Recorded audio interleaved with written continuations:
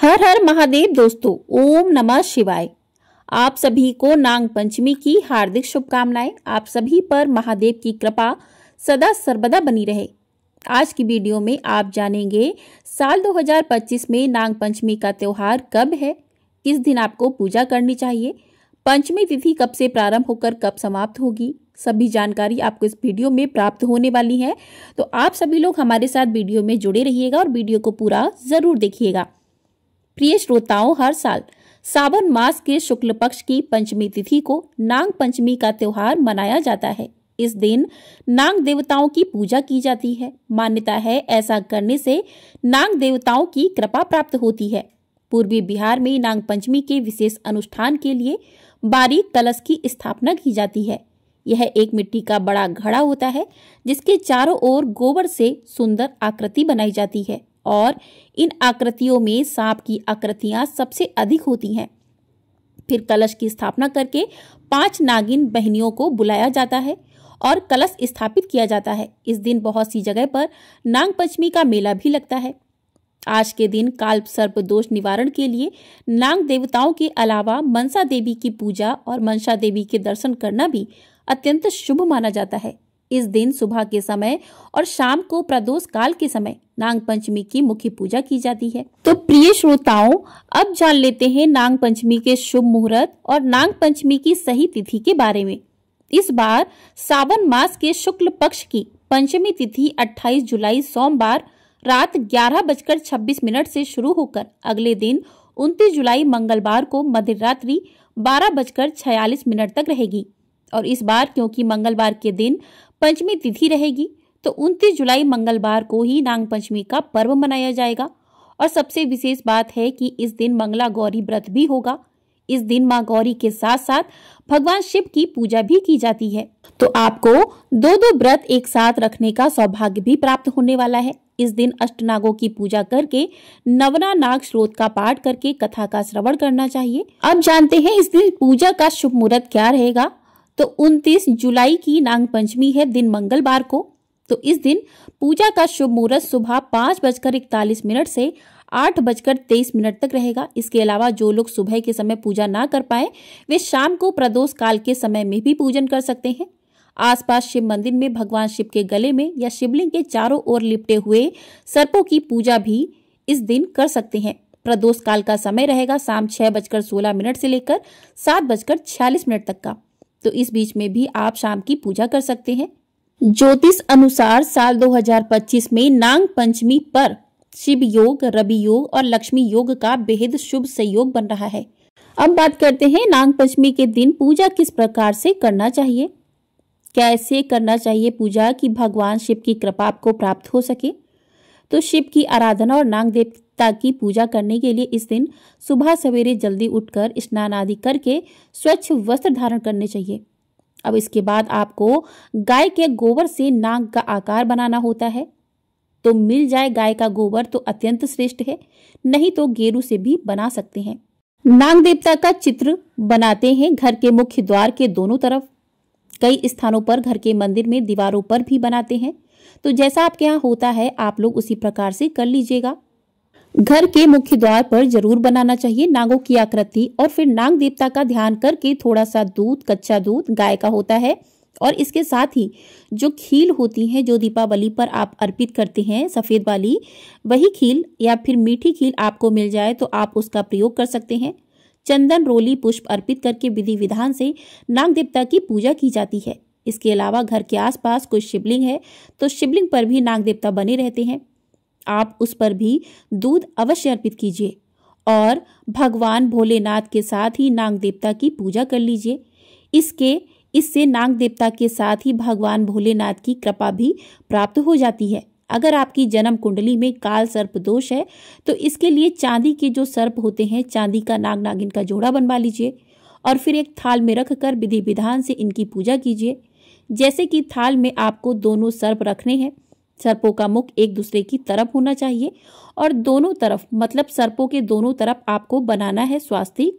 अब इनकी पूजा कैसे करें, पहले थोड़ा जल अर्पित कीजिए, फिर कच्चा दूध अर्पित कीजिए। इसके बाद फिर से जल अर्पित कीजिए और पूजा करते समय आपको ओम नागेंद्राय हराय इस मंत्र का जप करना है। यथासंभव आप चाहे तो 108 बार भी कर सकते हैं, इससे ज्यादा भी कर सकते हैं। फिर अक्षत, पुष्प इत्यादि सभी चीजों को अर्पित कर दीजिए। नाग देवता को मीठी खील का या फिर कोई भी मीठी वस्तु का भोग लगा दीजिए। अब इसके बाद आपको यह जो नाग है इन्हें उठाकर और शिवलिंग पर, घर के आसपास कोई भी शिवलिंग है, शिव मंदिर है तो वहां ले जाकर शिवलिंग पर अर्पित कर देना है और भगवान शिव से प्रार्थना कीजिए कि आपके ऊपर जो भी काल सर्प दोष है, जिसकी वजह से आपके जीवन में परेशानियां हैं, आपके काम बनते बनते बिगड़ जाते हैं, तो भगवान भोलेनाथ से प्रार्थना करके वहीं पर शिवलिंग पर ही आपको यह नाग देवता रख देने हैं। छोड़कर घर आना है, लेकर नहीं आना है। अच्छा, अगर आप घर पर ही पूजा कर रहे हैं और आसपास कोई भी शिव मंदिर नहीं है, कोई भी शिवलिंग नहीं है, तो फिर पूजा करने के बाद बहते जल में आपको यह नाग देवता की जो आकृति है नाग और नागिन की, यह प्रवाहित कर देना है, घर में नहीं रखना है। इस उपायों को करने से काल सर्प दोष से मुक्ति भी मिलेगी आपको। इसके अलावा अगर आपके मन में सांप का भय बना रहता है या फिर स्वप्न में आपको सांप आते हैं और आपको डर लगता है, या फिर इस प्रकार से भी कई बार होता है कि लोग कहते हैं कि उनके सपने में सांप आते हैं जो उन्हें काटते हैं या फिर काटने के लिए उन्हें दौड़ाते हैं। अगर इस प्रकार का सपना होता है तो आपको इस प्रकार के स्वप्न से भी मुक्ति मिल जाती है। नाग नागिन का जोड़ा नाग पंचमी के दिन जल प्रवाह करने से या फिर शिवलिंग पर अर्पित करने से, अच्छा चांदी का नाग नागिन अगर ना हो, आपके आसपास ना मिले आपको, तो ऐसे में आप तांबे का नाग नागिन का जोड़ा भी ले सकते हैं, लेकिन लेना है आपको नाग नागिन का जोड़ा ही, अकेले नहीं लेना है। नाग या फिर जोड़े में ही लीजिएगा और फिर जोड़े में ही आपको पूजा करना है और चढ़ाना है। घर के मुख्य द्वार पर भी जो आप नाग नागिन बनाते हैं, तो इससे भी आपको काल सर्प दोष से मुक्ति मिल जाती है। काल सर्प दोष से भी और सर्प के भय से भी, सांप काटने का जो डर होता है मन से, उससे भी मुक्ति मिल जाती है और किसी भी प्रकार की नकारात्मक ऊर्जा आपके घर में प्रवेश नहीं करती है। काल सर्प दोष से मुक्ति के लिए एक और उपाय है। मान लीजिए आपको नाग नागिन का जोड़ा नहीं मिलता है, चांदी का भी और तांबे का भी, तब ऐसे में आपको एक बड़ी सी रस्सी लेनी है और रस्सी में आपको 7 गांठें लगानी है और 7 गांठें लगाकर उसे सर्प के रूप में बना लीजिए। फिर उसे ही एक आसन पर स्थापित करके, मतलब एक थाल में एक आसन पर स्थापित कर दीजिए। फिर उसी पर आपको कच्चा दूध, बताशा, पुष्प इत्यादि अर्पित करना है। गूगल की धूप देनी है आपको और पूजा करते समय आपको राहु और केतु का मंत्र जाप करना है। जैसे कि राहु का मंत्र है ओम राग रहावे नमः और केतु का मंत्र है ओम केम केतुवे नमः। इस मंत्र का यथासंभव जैसे दोनों मंत्रों की संख्या बराबर होनी चाहिए, चाहे 111 या फिर 2121 या आप चाहे तो 108, परंतु मंत्रों की संख्या बराबर ही होनी चाहिए। राहु और केतु के मंत्रों की संख्या अलग अलग नहीं होनी चाहिए, तो गिनकर कीजिएगा। फिर भगवान भोलेनाथ का ध्यान कीजिए और उनसे प्रार्थना कर लीजिए, पूजा कर लीजिए, प्रार्थना कर लीजिए। इसके बाद आपको रस्सी की एक एक गांठ खोलते जाना है और प्रत्येक गांठ को खोलते समय ओम नमः शिवाय मंत्र का जाप करना है। इसके बाद इसी रस्सी को आप जल प्रवाह कर देंगे नाग देवता का स्वरूप मानकर, और यह मन में मान लीजिए कि आपके घर से, आपके जीवन से काल सर्प दोष का जो भय है वह समाप्त हो गया। तो यह बहुत ही आसान उपाय है, बहुत ही छोटा सा उपाय है। इसी उपाय से आप बहुत जल्दी लाभ आपको दिखाई देने लगेगा, मतलब घर में जो भी परेशानियां हैं वो समाप्त होने लगेंगी, उसका दोष, उसका प्रभाव कम होने लगेगा। नाग पंचमी पर नाग देवता की पूजा के साथ ही नागों की जो माता है कंदू, उनका नाम भी स्मरण करना चाहिए। मनसा देवी का नाम और बलराम जी की पत्नी रेवती का, बलराम जी की माता रोहिणी का नाम भी स्मरण करने से, सर्पों की माता सुरसा की वंदना करने से भी आपको सर्पों के भय से और सर्प दंश से मुक्ति मिल जाती है।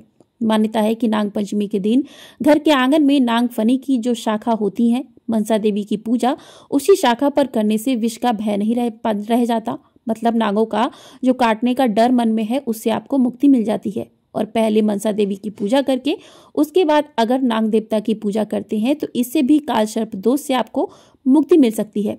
तो ये उपाय भी आप कर सकते हैं। मतलब उपाय जितने भी मैंने आपको सारे नहीं करने हैं, आपको जो भी आपसे बन पड़े, आपके लिए सुलभ हो, आसान हो, आप वो उपाय कर सकते हैं। सांपों से सुरक्षा के लिए एक और उपाय आप कर सकते हैं।